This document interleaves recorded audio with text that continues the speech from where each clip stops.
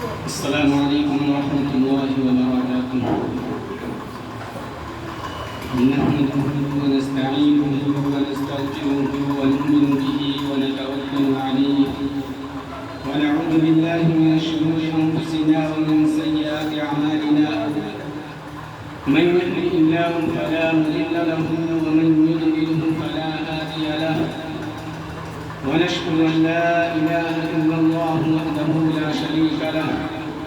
ونشهد أن سيدنا ومولانا محمدا عبده ورسوله. صدق الله العليم. صدر محترم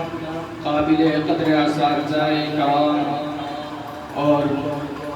میرے عزیز ساتھیوں، ہندوستان کی تاریخ میں دو دن بڑی اہمیت کے حامل ہیں، ایک 15 اگست اور دوسرا 26 جنوری۔ پہلی تاریخ کو ہندوستان انگریزوں کی غلامی سے آزاد ہوا اور ہندوستانیوں کو طوق سلاسل سے چھٹکارا نصیب ہوا، اور دوسرا جس میں ہندوستان کا آئین اور قانون مرتب ہوا اور دستور ہند کی تدوین عمل میں آئی۔ بلا شبہ یہ دونوں دن بہت ہی عظیم اور جشن خوشی اور مسرت کا دن ہے۔ 15 اگست کو ہمارا ہندوستان انگریزوں کی غلامی سے آزاد ہوا۔ تقریباً 200 سال اور اس سے زائد عرصہ تک مسلسل قربانیوں اور جانفشانیوں کے بعد آزادی کا یہ دن ہمیں دیکھنے کو نصیب ہوا۔ جانوں کا نذرانہ پیش کرنے اور سب کچھ لٹانے کے بعد ہمارا یہ ہندوستان آزاد ہوا۔ آج جو ہم اطمینان اور سکون کی زندگی گزار رہے ہیں اور آزادی کے ساتھ جی رہے ہیں، یہ سب ہمارے مسلم عوام اور علماء کرام کرتے ہیں۔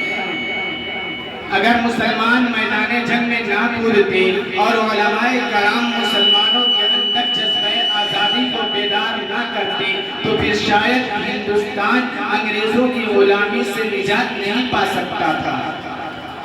یہ ایک تاریخی حقیقت اور ناقابل فراموش سچائی ہے کہ مسلمانوں نے ہی سب سے پہلے اور سب سے زیادہ اس ملک کو آزاد کرانے کی کوشش کی ہے۔ اپنے آنکھوں میں اپنے پیارے وطن کی آزادی کے خواب کے لیے اپنے جان و تن کو نچھاور کر دیا، سخت ترین اذیتوں کو جھیلا، خطرناک سزاؤں کو برداشت کیا، طرح طرح کی مصیبتوں سے دوچار ہوئے، حالات و آزمائش میں گرفتار ہوئے، لیکن برابر آزادی کا نعرہ لگاتے رہے اور ہر ہندوستانی کو بیدار کرتے رہے، اور کبھی بھی میدان سے راہ فرار اختیار نہیں کیا اور نہ ہی کسی موقع پر ملک و وطن کی محبت میں کمی آنے دی۔ ہندوستان میں بسنے والے ہندوستانی قوم جو مختلف مذاہب اور مکتبہ فکر کی تہذیب و تمدن کے مختلف و متضاد عناصر کو لے کر وجود میں آئی تھی، ان کی عزت و حرمت کو بچانے کے لیے سب سے پہلے ہم نے اپنی ذات کو قربانی کے لیے پیش کیا، اور ہم نے اس راہ میں اپنا خون اتنا بہایا کہ پوری جنگ آزادی کے میدان میں دوسروں نے اتنا پسینہ بھی نہیں بہایا ہوگا۔ مسلمانوں نے جنگ آزادی میں ناقابل فراموش کردار ادا کیا ہے۔ اپنے ہندوستان کی آزادی کے لیے اپنے جان کو قربان کیا، انگریزوں سے مقابلہ کیا، اور صرف مسلمانوں کی آزادی کے لیے نہیں بلکہ تمام برادران وطن کی آزادی، ان کے تحفظ، ملک کی سلامتی، تہذیب و تمدن کی حفاظت اور انسانی حقوق کی بحالی کے لیے اپنے جانوں کو قربانی کے لیے پیش کیا، اور اپنی جان اور اس ہندوستان کو آزادی دلائے۔ 17ویں صدی کے شروع میں انگریز ایسٹ انڈیا کمپنی کے بہانے ہندوستان آئے اور یہیں پر قابض ہو گئے۔ انگریزوں نے رفتہ اپنے پاؤں پھیلانے شروع کیے، لیکن اورنگزیب عالمی رحمت اللہ علیہ کی وفات یعنی 1760 عیسوی تک مغلیہ سلطنت کے مضبوط وجہ سے انگریزوں کو باقاعدہ کامیابی نہیں مل سکا، لیکن اورنگزیب عالمی رحمۃ اللہ علیہ کی وفات کے بعد جب دہلی کا مرکز کمزور پڑ گیا تو اب ایسٹ انڈیا کمپنی اپنے بالوں پر اتارنے لگی، جس کا پہلا سب سے پہلا افسوسناک سامنا 1757 عیسوی میں پلاسی کے میدان میں رونما ہوا، جب بنگال کے نواب سراج الدولہ کی فوجیں اپنے ہی لوگوں کے سازش کے شکار ہو کر ایسٹ انڈیا کمپنی کے مٹھی پر منظم فوج کے مقابلہ میں شکست سے دوچار ہو گیا۔ نواب سراج الدولہ کے ساتھ غداری کرنے والا میر جعفر تھا، جنہوں نے انگریزوں کی چاپلوسی کر کے نواب کو شکست سے دوچار کیا۔ گویا کہ نواب سراج الدولہ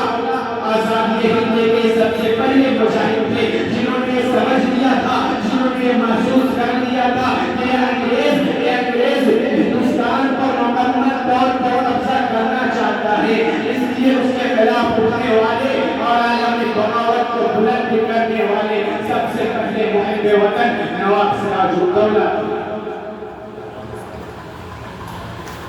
جب ہر طرح کا اختیار انگریزوں کا شروع ہو چکا اور اسلامی شخصیات کو مٹانے کی کوشش ضرورت پر آ گئی، تو اس حالات میں حضرت شاہ ولی اللہ محدث دہلوی رحمۃ اللہ علیہ کے فرزند و جانشین حضرت شاہ عبدالعزیز رحمۃ اللہ علیہ نے ایک فتویٰ صادر کر کے ہندوستان کے دارالحرب ہونے کا اعلان کیا، اور یہی فتویٰ ہندوستان کی جدوجہد آزادی کا آغاز ہے۔ شیخ الاسلام حضرت مولانا حسین احمد مدنی رحمۃ اللہ علیہ کہتے ہیں کہ 1803 عیسوی میں جب ایسٹ انڈیا کمپنی کے نمائندے نے بادشاہ دہلی سے ملکی انتظام کا پروانہ جابرانہ طریقے پر نبھا کر ملک میں اعلان کرا دیا کہ قلب خدا کی ملک بادشاہ سلامت کا حکم کمپنی بہادر کا، تو اس وقت حضرت شاہ عبدالعزیز رحمۃ اللہ علیہ نے ہندوستان کے دارالحرب ہونے کا فتویٰ صادر کیا، اور ہندوستانیوں کو آزاد ہند کے لیے آمادہ ہونا ضروری سمجھا۔